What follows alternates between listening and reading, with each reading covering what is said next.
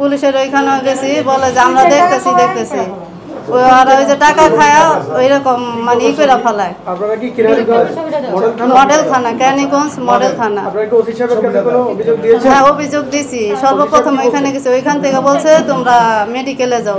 মেডিকেলে গেলে বলে যে ওই আপনারা যান, ওইখান থেকে যদি আপনার থানার পারমিশন না নেন আমরা ভর্তি নিতে পারবো না। তো এইভাবে হস্তনস্ত করা হয়েছে আমাদের। হ্যাঁ, এভাবে করে 4 বার হস্তনস্ত করছে আমাদের। হ্যাঁ, পরে নিছে আর কি, 2 দিন পরে আমার বাস্তিরে ভর্তি রাখছে। 2 দিন পরে পরীক্ষাটা নিছে। 2 দিন পরে তো আলামত জিনিসটা পাওয়া যাবে না। এরা চাইছে এরকমই, এরা টাকা দিয়া একবার ঘুষ দিয়া একবার মুখ বন্ধ করে দিছে। এই কারণ 2 দিন পর যদি এরকম হয় তাহলে তো পরীক্ষার রিপোর্টটা তো সঠিকভাবে আসবে না। গতকাল যখন আসামিকে দেখছি তো পুলিশের ফোন করছি, পুলিশে বলতেছে যে আমাদের হাতে তুইলা দেন। পরে বলছি যে আপনাদের কাছে তাহলে আমি করলাম কেন, কেস করলাম কেন, আমরাই যদি আসামি ধরাই দেই তাহলে আপনাদের রাখছি কেন, সরকারে কেন রাখছে আপনাদের। পরে আবার আমার বলতেছে যে কে দেখছে ওর নাম্বারটা দেন। পরে আমি বলছি আপনার আসতে হইব না, আমি দেখি কি করতে পারি। পরে আমার ফোন কাইটা দিয়া পরে আবার কিছুক্ষণ পর আবার ফোন দিছে, বলতেছে আপা রাগ করেন কেন। আমি বলছি যে রাগ করুন না, এটা কি অন্য কোনো ব্যাপার? আমার বাস্তিটা আজকে কয়েকদিন ধরে এরকম হয়েছে, আপনারা ব্যবস্থা নিতেছেন না, এই কথা বলছি তারে। তো উনি গেছিল, যা পায় নেই। ওরে 11 বছরের শিশুকে ধর্ষণ করা হয়েছে এবং সেখানে থানা থেকে তারা কিন্তু এইভাবে সাপোর্টটা পায়নি। তারা ডাক্তার যেখানে চিকিৎসার জন্য গেছে সেখানেও সাপোর্টটা পায়নি। তো এই বিষয়, টোটাল বিষয়টা আমাদের সেই ফ্যামিলির লোকজন এখানে আছে। তো আমাদের আজকের যে সংবাদ সম্মেলনের আমাদের লিখিত পাঠ করবেন Bangladesh human rights Congress for Bangladesh minorities এর কনভেনর অ্যাডভোকেট লাকি বাছার। বক্তব্য পাঠ করছি আমি, অ্যাডভোকেট লাকি বাছার। প্রিয় সাংবাদিক ভাই ও বোনেরা, আপনাদের সামনে ধর্ষণের একটি বাস্তব চিত্র তুলে ধরছি। গত 26/3/2025 রোজ বুধবার ঢাকার কেরানীগঞ্জের রুহিতপুরে আনুমানিক দুপুর 2 ঘটিকার সময় ভুক্তভোগী জান্নাত বাড়ির পাশের একটি পুকুরে স্নান করতে যাবার পথিমধ্যে আসামি সেলিম বয়স 45 পাশের একটি নান্নু মিয়ার খেতে নিয়ে জোরপূর্বক ধর্ষণ করে ছেড়ে দেয়। ভুক্তভোগী বাসায় এসে কান্না করলে কান্নার কারণ জানায় যে তাকে একা পেয়ে আসামি সেলিম ধর্ষণ করেছে। তখন ভুক্তভোগীর মা ও কাকা তাকে সলিমুল্লাহ মেডিকেল কলেজ হাসপাতালে নিয়ে গেলে কর্তব্যরত ডাক্তার ঘটনা শুনে তাকে ঢাকা মেডিকেল কলেজ হাসপাতালে নিয়ে যাবার পরামর্শ দেন। ডাক্তারের পরামর্শ অনুযায়ী ঢাকা মেডিকেল কলেজ হাসপাতালে নিয়ে যাওয়া হয়। ঢাকা মেডিকেলে নিয়ে গেলে তারা ভর্তি নেয়নি। তারা বলে যে মামলা না হলে আমরা ভর্তি নিব না।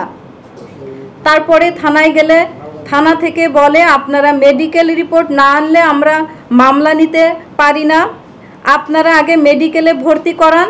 তারপরে মেডিকেলে গিয়ে তাদের সাথে জোরাজোরি করে ভর্তি করাতে গেলে তারা বলে ঈদের আগে কোনো কিছুই হবে না, আপনারা তাকে বাড়ি নিয়ে রাখলেও মেডিকেলে রাখলেও তাই হবে।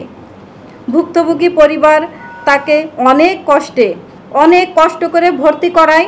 ভুক্তভোগীরা সংস্থার কাছে সহযোগিতা চাইলে HRCBM থেকে থানায় কল দিয়ে মামলা নেয়, কিন্তু আসামি পক্ষ থেকে ভুক্তভোগী পরিবারকে বিভিন্নভাবে হুমকি দেয়। এমনকি আজ সংবাদ সম্মেলন করার কথা তারা জানার পরে তারা বলে যারা যারা সংবাদ সম্মেলনে থাকবে তাদেরকে বিভিন্ন মামলায় ধরিয়ে দেওয়া হবে। এখনো পর্যন্ত মেডিকেল থেকে কোনো রিপোর্ট আমরা পাইনি। এই আসামি বিগত দিনে আরও অনেক মেয়েকে ধর্ষণ করেছে, কিন্তু তারা লোকলজ্জার ভয়ে কোনো পদক্ষেপ নেয়নি। এই আসামি সেলিম একটি মেয়েকে ধর্ষণ করলে অর্থের বিনিময়ে মীমাংসা করে। HRCBM এর পক্ষ থেকে আবেদন, দ্রুত বিচার আইনের মাধ্যমে ধর্ষকদের সর্বোচ্চ শাস্তি নিশ্চিত করতে হবে। নারী নির্যাতনের সকল আইন সঠিকভাবে বাস্তবায়ন করতে হবে। নির্যাতিত নারী ও শিশুদের উন্নত চিকিৎসা ও পর্যাপ্ত ক্ষতিপূরণের ব্যবস্থা করতে হবে। নারীদের সকল ক্ষেত্রে সমান অধিকার নিশ্চিত করতে হবে। নির্যাতিত নারীদের হুমকি প্রদানের শাস্তি প্রদান করতে হবে। নারী ও শিশু নির্যাতনের দ্রুত সময়ে বিচার সম্পন্ন করতে হবে।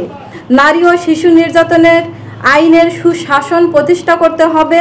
ধর্ষণ নির্মূলে শিক্ষা ব্যবস্থার সর্বস্তরে নৈতিক শিক্ষা বাধ্যতামূলক করতে হবে। সংখ্যালঘু, নাবালিকা কন্যা ও বিবাহিত নারীদের ধর্মান্তর রোধে প্ররোচিতকারীদের শাস্তিমূলক আইন প্রণয়ন করতে হবে। প্রিয় সাংবাদিক ভাই ও বোনেরা, বাংলাদেশে বিভিন্ন জায়গায় নারীদের উপর ঘটে যাওয়া নির্মম বর্বরতায় সকল দায়িত্বশীলদের পাশে দাঁড়ানো, নারী ও শিশুদের অধিকারের প্রতি জনসচেতনতা বৃদ্ধির আহ্বান জানাচ্ছি। ভাই, আমার বাস্তি আজ 4 দিন ধরে হাসপাতালে ভর্তি। তো ওনার অবস্থা তেমন একটা ভালো না। আমরা ওইখানে গেলে, হাসপাতালে নিয়ে গেলে ওইখান থেকে বলে যে থানায় যাও, থানার থেকে বলে হাসপাতালে যাও। তা আমাদের এরকম করে পেরেশানির মধ্যে ফালাইছে। আমরা এর বিচার চাই যে ওই আসামি তো পলাতক, ওই আসামিরে ধইরাই না আমরা 24 ঘন্টার মধ্যে আপনাদের কাছে বিচার চাই যে এর ফাঁসি। আর প্রবাস যারা থাকে, প্রবাসীর ছেলে মেয়েরা এত এরকম হবে কেন? এরা তো অসহায়। তাহলে আপনারা এর বিচার করেন। আপনাদের কাছে এটাই অনুরোধ যে 24 ঘন্টার মধ্যে এদের আইনা ফাঁসিতে ঝুলে তার বিচার করুক। আর বাস্তি গোসল করতে গেছে নদীর পাশে একটা পুকুর ছিল, ওইখানে গেছে গোসল করতে। গোসল করার পরে গোসল করার যাওয়ার পথে ওইখান থেকে তাকে জোর জবস্ত করে ধরে নিয়ে যায়। তারপরে ওর ভাই ছিল, ওর মামাতো ভাই ছিল, ওদের সবাইকে বলছে যে তোরা যা বাড়িতে যা, ক্যারেট নিয়ে আসস আর হইলো গাড়ি নিয়ে। তারপরে এই আমরা এখান থেকে বাগুন পারুম এটা বলে তাদেরকে সরাই ফেলছে। তারপরে আমার বাস্তিরে জোর জবস্ত করে ধর্ষণ করছে। ধর্ষণ করার পরে বলছে যে বাড়িতে কাউরে বলতে পারবি না, এইভাবে কথা হয়েছে। ভয়ভীতি দিয়া এইভাবে কথা বলা হয়েছে। মৃত্যুর হুমকিও দিছে। সেলিম বলছে এই কথা। আর বলছে যে বিকালবেলা আসিস আমাদের বাড়িতে, তোরে টাকা দিব। তো মাঝে মধ্যে এরকম কাহিনী করছে। তো গ্রামের মধ্যে আরো কয়েকটা মেয়ের এরকম করছে। তো বিচার বসায়া ওইখান থেকে 1 লাখ টাকা ওই জরিমানাও দিছে। গ্রামবাসী সবাই জানে যে ওর চরিত্র কিরকম। আমরা চাই এরকম চরিত্রের লোক যাতে এই সাজা পাক, এরা যাতে সাজা পাক, যাতে আর জীবনে এরকম কোনো কিছু নাই করতে পারে। আপনাদের কাছে এটা আমার অনুরোধ। আমরা চাই দ্রুত সেলিমকে ধরার জন্য, সেলিমকে জানি ধরে দ্রুত আইনের ব্যবস্থা নিয়ে আমরা চাই সেলিমের ফাঁসি, ওর ফাঁসি চাই জানি। আর পরবর্তীতে একটা শিশুও জানি নির্যাতন না হতে পারে। হ্যাঁ, কোনো শিশু জানি নির্যাতিত না হতে চায়।